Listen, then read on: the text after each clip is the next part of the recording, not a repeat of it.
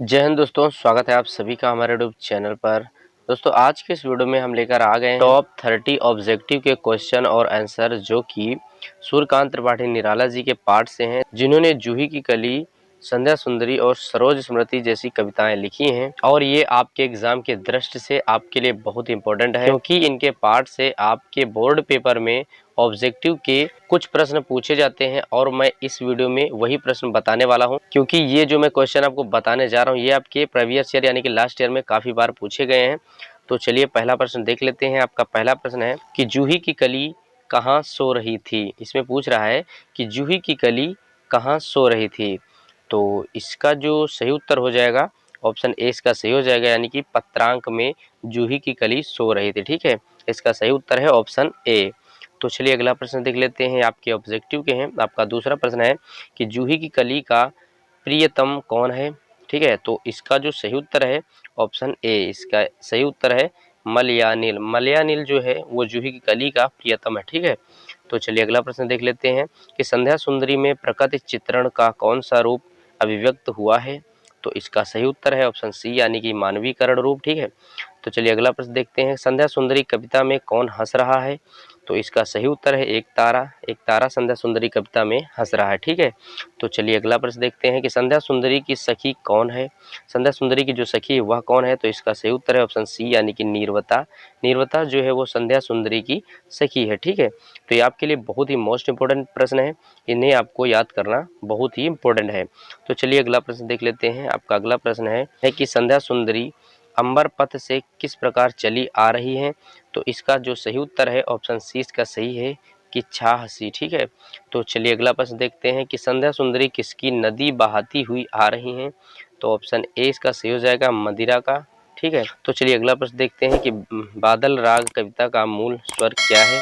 बादल राग जो कविता है उसका मूल स्वर क्या है।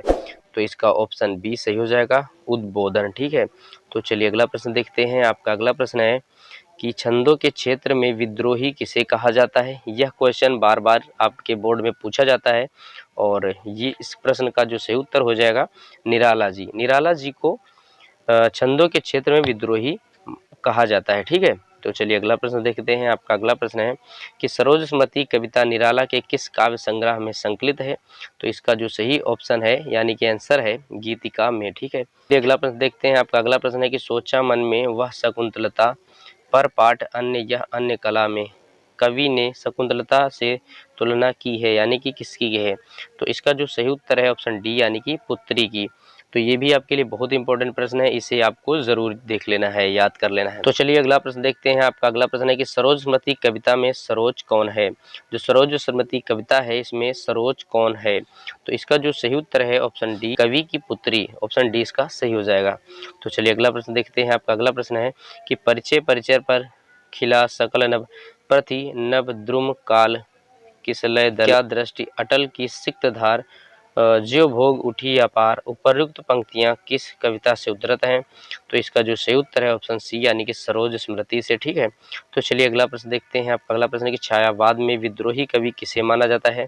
ठीक है, तो इसका जो सही उत्तर है ऑप्शन सी, यानी कि सूर्यकांत त्रिपाठी निराला जी। ये पहले भी अभी बताया गया है और इसमें भी पूछा जा रहा है कि छायावाद के विद्रोही कवि किसे माना जाता है। तो चलिए अगला प्रश्न देखते हैं। आपका अगला प्रश्न है कि राम की शक्ति पूजा नामक कविता के रचनाकार का नाम क्या है। तो इसका जो सही उत्तर है ऑप्शन बी, यानी कि निराला जी। ठीक है, तो चलिए अगला प्रश्न देख लेते हैं। आपका अगला प्रश्न है कि अस्तमय अपार्जन को अक्षम कर नहीं सका अपोषण उत्तम प्रयुक्त पंक्ति किस कवि ने अपने विषय में कही है। तो इसका जो सही उत्तर है ऑप्शन सी, यानी कि सूर्यकांत त्रिपाठी निराला जी ने अपने विषय में यह पंक्तियां कही हैं। ठीक है, तो चलिए अगला प्रश्न देख लेते हैं। आपका अगला प्रश्न है कि निम्नलिखित में से निराला की कौन सी कविता प्रगतिवादी विचारधारा की नहीं है।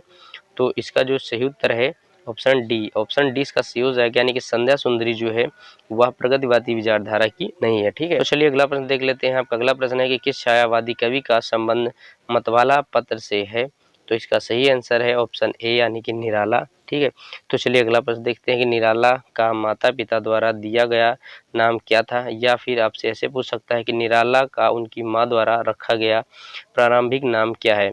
तो इसका जो सही आंसर है ऑप्शन ए, यानी कि सूर्य कुमार इसका सही हो जाएगा ऑप्शन ए। ठीक है, तो चलिए अगला प्रश्न देखते हैं। अगला प्रश्न इसका क्या है कि निराला की पुत्री का क्या नाम था। इसका जो सही उत्तर हो जाएगा ऑप्शन बी इसका सही हो जाएगा, यानी कि सरोज। ठीक है, तो चलिए अगला प्रश्न देखते हैं। आपका अगला प्रश्न है कि निम्नलिखित में से कौन प्रकृति से छायावादी परंतु विचार से उदार मानवतावादी है। तो इसका जो सही उत्तर है निराला जी। ठीक है, क्योंकि ये निराला जी के पाठ से हैं। तो चलिए अगला प्रश्न देख लेते हैं। आपका अगला प्रश्न है कि 19 पर जो प्रथम चरण तेरा यह जीवन सिंधु तरण किस रचना की आरंभिक पंक्तियां हैं। तो इसका जो सही आंसर है ऑप्शन ए, यानी कि सरोज स्मृति। ठीक है, ऑप्शन ए इसका सही हो जाएगा। तो चलिए अगला प्रश्न देखते हैं। अगला प्रश्न है कि महाप्राण निराला किसके दर्शन से प्रभावित थे। तो इसका जो सही आंसर है ऑप्शन बी, यानी कि रामकृष्ण परमहंस। ऑप्शन 20 का सही हो जाएगा। ठीक है, तो चलिए अगला प्रश्न देखते हैं। आपका अगला प्रश्न है कि लौटी रचना लेकर उदास ताकता हुआ मैं दिशाकाश उपयुक्त पंक्तियां किस कविता से उद्धृत हैं। ठीक है, ये आपके लिए बहुत इंपॉर्टेंट है क्योंकि ये भी आपके बोर्ड में बार बार पूछा जाता है। तो इसका जो सही आंसर है ऑप्शन ए, यानी कि सरोज स्मृति से है। ठीक है, तो चलिए अगला प्रश्न देखते हैं। आपका अगला प्रश्न संस्कृत गर्भित और समास की बहुलता किस कवि की भाषागत विशेषता है। तो इसका जो सही उत्तर है ऑप्शन ए इसका सही आंसर हो जाएगा। ठीक है, तो चलिए अगला प्रश्न देखते हैं। आपका अगला प्रश्न है कि धन्य मैं पिता निरर्थक था कुछ भी तेरे हित कर न सका किसने लिखा है। तो इसका सही आंसर है ऑप्शन सी, यानी कि निराला जी। ऑप्शन सी इसका सही हो जाएगा। तो चलिए अगला प्रश्न देखते हैं। आपका अगला प्रश्न ये का निकुंज कुल कुलांगर खाकर पत्तल में करे छेद किसने लिखा है। तो इसका जो सही उत्तर है ऑप्शन सी, यानी कि सूर्यकांत त्रिपाठी निराला जी ने लिखा है।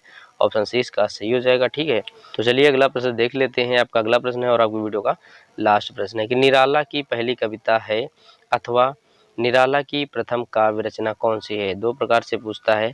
तो इसका जो सही आंसर है ऑप्शन ए, यानी कि जूही कली जो है, जूही की कली जो है वो निराला जी की सबसे पहली कविता है। ठीक है, तो गाइस उम्मीद करते हैं आपको इस वीडियो से थोड़ा सा भी नॉलेज मिला है। अगर मिला है तो वीडियो को लाइक करें और चैनल पर नए हैं तो चैनल को जरूर सब्सक्राइब करें, क्योंकि मैं ऐसे बीएस रिलेटेड इस चैनल पर वीडियो डेली अपलोड करता रहता हूँ। सो गाइस मिलते हैं नेक्स्ट वीडियो में, तब तक के लिए बाय, टेक केयर।